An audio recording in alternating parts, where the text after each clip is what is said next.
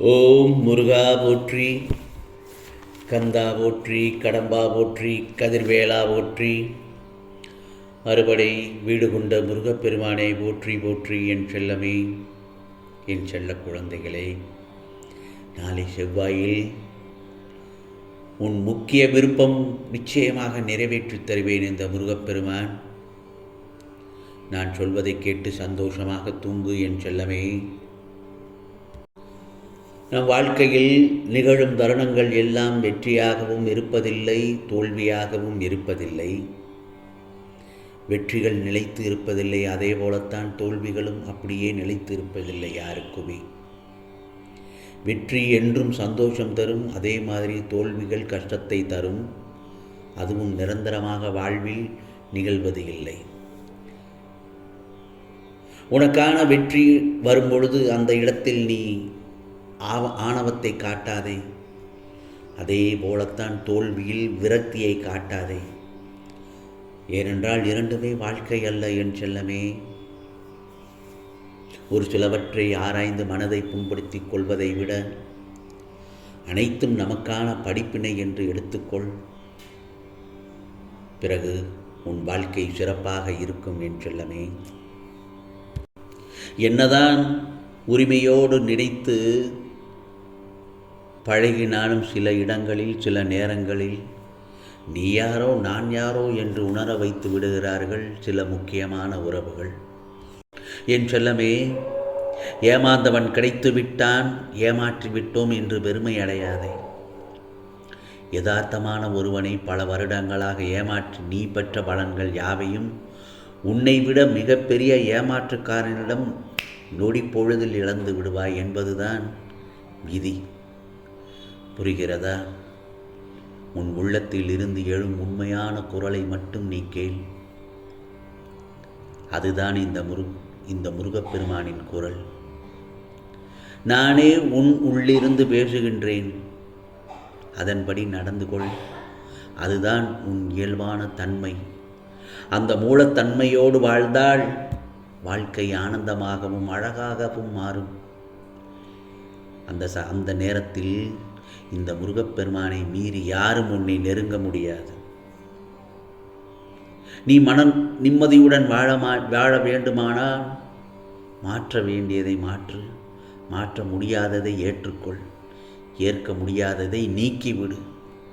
உன் மனதில் உள்ள தீராத காயங்களை இந்த முருகப்பெருமான் அறியாமல் இல்லை. ஆனால் அதனையே எத்தனை காலம் சுமந்து கொண்டு வாழ்கின்ற வாழ்க்கையை நரகமாக்கி கொள்ளப் போகிறாய். உன் மனதை அமைதியாக வைத்துக் கொள்ள பழகு. அமைதியின் போதுதான் உன் வாழ்க்கை தேடலுக்கான நல்லதொரு விடை கிடைக்கும் என் செல்லமே. என் பிள்ளையான உன் அன்பு உண்மையானது, தூய்மையானது. பக்தியுடனும் நம்பிக்கையுடனும் விசுவாசத்துடனும் என்னை நோக்கி வணங்கிய மறுகணமே முருகா முருகா என்று உன் கண்முன் உன் முருகப்பெருமான் உனக்கு காட்சியளிப்பேன் என் செல்லமே. உனக்கு தேவையான பணம் உனக்கு கிடைக்குமோ கிடைக்காதோ என்று உன் உள் மனதில் ஒரு அச்சம் எப்பொழுதும் ஓடிக்கொண்டே இருக்கின்றது. கவலைப்படாதே என் செல்லமே. உனக்கு தேவையான பணம் நிச்சயமாக கிடைக்கும். நீ நினைத்த காரியம் நல்லபடியாக நடக்கும். இது முருகப்பெருமானின் ஆசீர்வாதம் என் செல்லமே. நிம்மதியாக கண்ணுறங்கு. நாளைய பொழுதில் நீ கேட்டதை எல்லாம் நிச்சயமாக நடத்தி தருவதற்காகத்தான் இந்த முருகப்பெருமான் நிச்சயமாக உன்னிடத்தில் வந்து நான் பேசிக்கொண்டிருக்கிறேன். உன் வேண்டுதல்கள் யாவும் நிறைவேற்றப்படும் நாள் நாளைதான். சற்று பொறுமையுடனும் நம்பிக்கை மட்டும் உன் உள்ளத்தில் இருக்க வேண்டும் என் செல்லமே. அப்படி இருந்தால் இந்த பிரபஞ்சமே உன் காலடியில். உன்னிடத்தில் உண்மை இருந்தால் உன்னை தேடி இந்த முருகப்பெருமான் நானே வருவேன். உன்னிடத்தில் உண்மை இருந்தால் உன்னை தேடி நானே வருவேன். என்னிடத்தில் நீ நம்பிக்கை வைத்தால் முதலில் உன் பொறுமையை சோதிப்பேன். உன்னுடைய எல்லா பாவங்களையும் தீர்ப்பேன். உன்னை இந்த உலகிற்கு யார் என்று உணர்த்துவேன். உன்னை உனக்கு யார் என்று உணர்த்துவேன். நிச்சயமாக மனிதன் துணிகளை மாற்றிக்கொள்கிறான், வீட்டை மாற்றிக்கொள்கிறான், நண்பர்களையும் மாற்றிக்கொள்கிறான். ஆனால் கவலையில் ஏன் வாழ்கிறான்?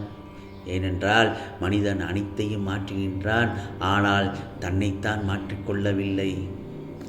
அவன் என்றோ செய்த நன்மைக்கு இன்று கிடைக்கும் பரிசுக்கு பெயர்தான் அதிர்ஷ்டம். என்றோ செய்த தீமைக்கு இன்று கிடைக்கும் தண்டனை தான் விதி. இதை ஏன் உனக்கு சொல்கிறேன் என்றால், நான் சொல்வதை கவனமாக கேட்டு அதன்படி நட. மற்றவர்கள் துன்பப்பட வேண்டும் என்று எண்ணுபவன் தனக்குத்தானே துன்பத்தை உருவாக்கி கொள்கிறான் என்பதுதான் அர்த்தம். அவன் தெரிந்தோ தெரியாமலோ மற்றவர்களுக்கு என்ன நிகழ வேண்டும் என்று விரும்புகின்றானோ அதுவே நமக்கு நிகழும். வெற்றி என்பது உன் நிழல் போலத்தான். நீ அதை தேடி போக வேண்டியதே இல்லை. நீ வெளிச்சத்தை நோக்கி நடக்கும்போது அது உன்னுடன் வரும். என் செல்ல குழந்தையான உனக்கு என்றும் வெற்றிதான் கிடைக்கும். நான் சிலருக்கு கொடுத்து சோதிப்பேன், சிலருக்கு பறித்து சோதிப்பேன். இழந்ததை பெற்றவர்கள் உயர்ந்தவர்களும் அல்ல, இழந்தவர்கள் தாழ்ந்தவரும் அல்ல. இறைவன் முன்னிலையில் அனைவரும் சோதனைக்கு உரியவர்கள்தான் என்பதை உணர்த்துகிறேன். உனக்கு புரிகிறதா?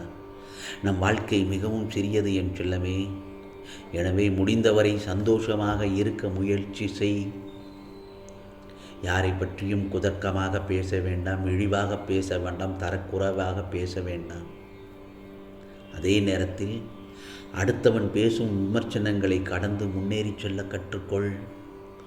அதை செவி மடுத்து கூட கேட்காதே.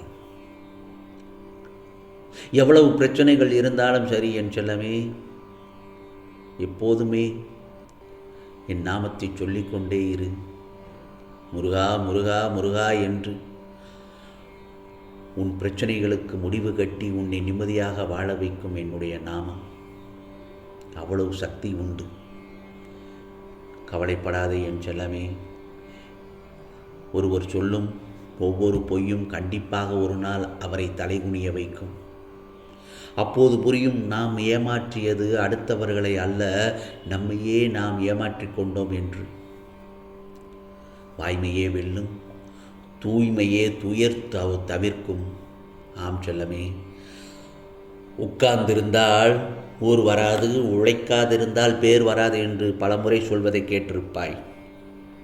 நீதான் எழ வேண்டும், நீதான் இயங்க வேண்டும், நீதான் உழைக்க வேண்டும், நீ வாழ்வில் நிலைக்க வேண்டும் என்று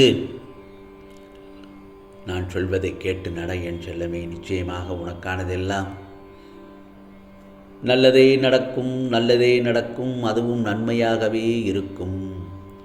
ஓம் சரவண பவ, ஓம் சரவண பவ, ஓம் சரவண பவ.